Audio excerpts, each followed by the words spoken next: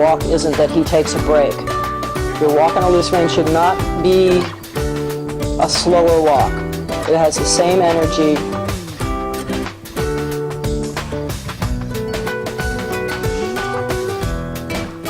And relaxation. And the horse is still on the seat aid. But he gets a little mental break and a physical break to release the neck. Then he's more prepared for the next request. Important here to look at the fact that I have very following arms. Because here, if I stop following, I get a little resistance. So then I'm following. But a lot of riders create a very poor walk in the horse because they're not allowing their arm to become a part of the movement of the horse's head and neck.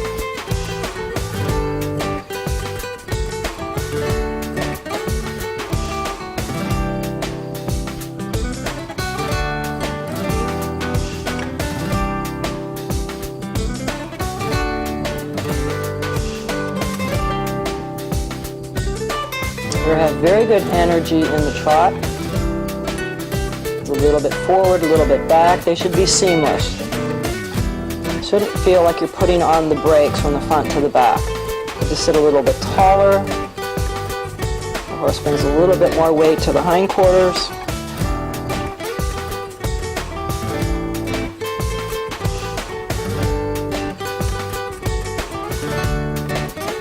Beginning preparation for my canter work. So I take the preferred side. So as I change directions and thinking preparation for canter, then I work on the contact. They're demonstrated when the rider gets too crooked and twists, then it makes an incorrect contact. My energy in the trot help the horse have a very obedient, light transition to canter.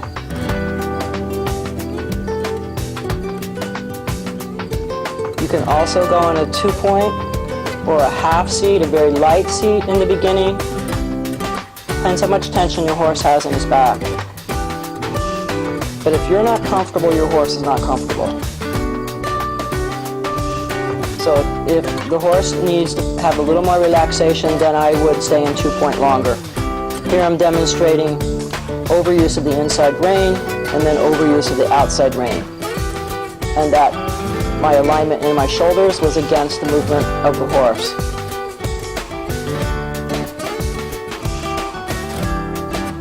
The two of you should go together. Your shoulders should follow your horse's shoulders and your hips should follow your horse's hips.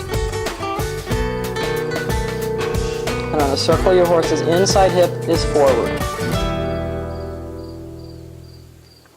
In the transition from canter to trot, you should be able to maintain some sitting trot stripes.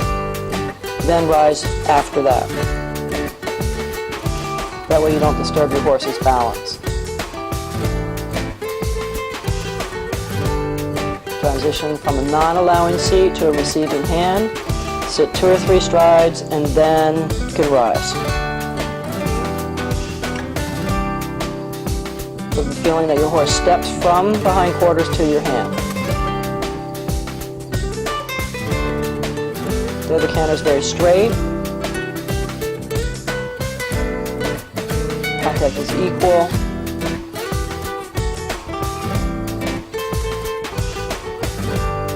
Here I'm spiraling in the canter. You can do this in the trot also.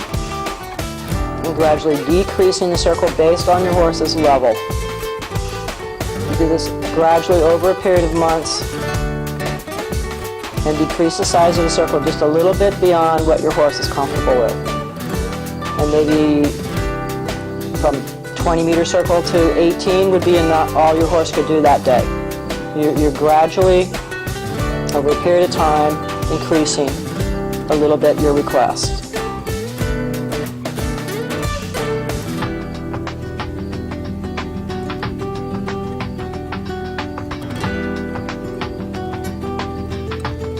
I can on the easy direction first, and then I change directions and then work the horse's less preferred side. Although this horse is fairly good in both directions, there's a little bit more tension in this direction initially. So your warm-up is about helping your horse loosen any tightness he may have through his back.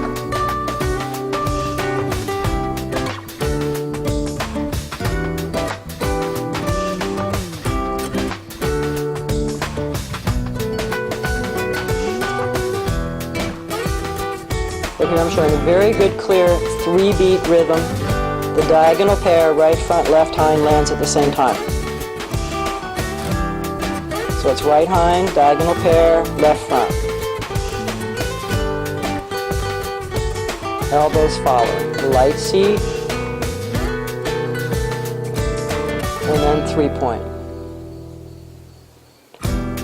There's a typical mistake that I missed the timing for that moment, but stayed with the connection of the seat and balance, and just then closed the leg to reconnect the horse, so there wasn't any disturbance from the mistake of the horse stepping right back into the canter. Here I'm going to spiral in this direction. Stay in the middle of your horse, hands low and quiet together.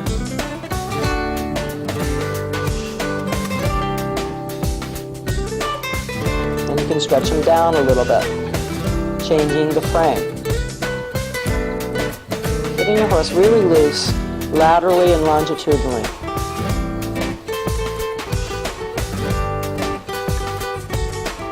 Then seamlessly picking up the contact so the frame is shorter. And I need enough contact in my hand so when I stop following the canter and receive the trot, very, very balanced, and there's no pulling back for the transition. Transitions to trot, canter, trot are really excellent exercises and help improve your horse's smoothness. And I include them in my warm-up.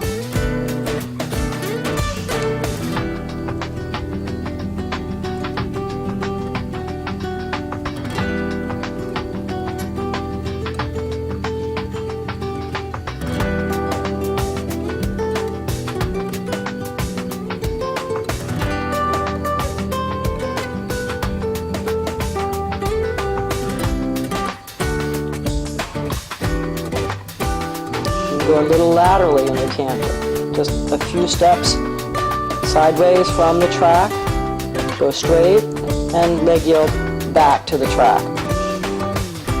This teaches your horse to respond to your weight aid, that you can place the horse where you want, when you want. It'll help later in the half-pass work. We'll put the weight over the inside hind leg a little more.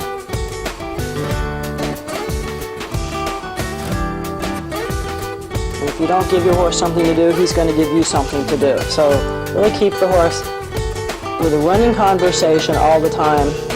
I have a plan. I have options. We keep a very active trot from the canter to trot, and then preparation back to canter again.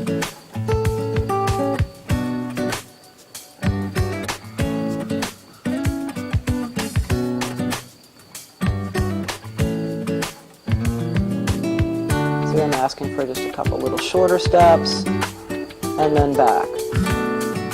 Just sort of mini preparations later for collection and lengthening.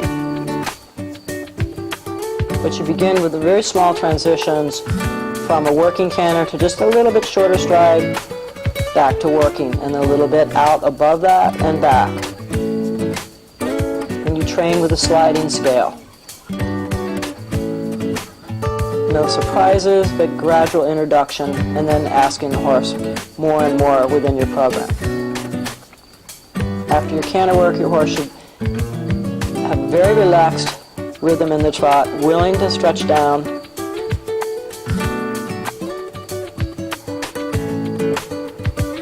Maintain his rhythm, regularity, and relaxation.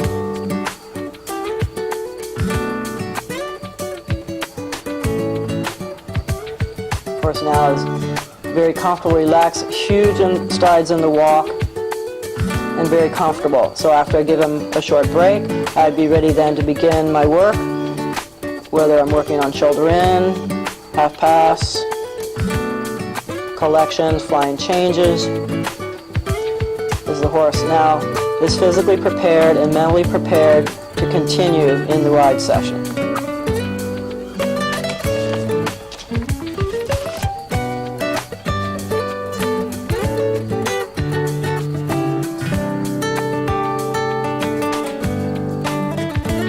I hope this video has helped you understand warm-up better and the importance of the training scale in your program. Thank you very much.